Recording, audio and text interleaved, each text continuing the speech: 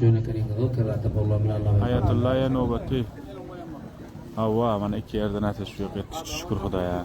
Biri Zelim Safari'den biri Zahir Amerika'dan.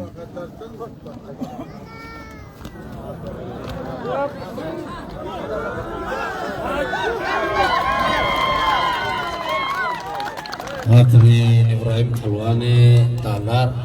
Mübarek olsun. Yadigar diyor. Mübarek olsun İbrahim Palon mana bugün ikilenci taban palonları.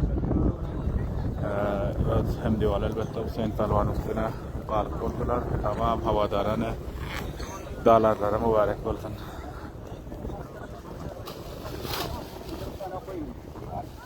Tabak koyunlar otar başıyordum var. 400 yıl. Moyullah Palon ne var? Mana Moyullah Palon maydalda apare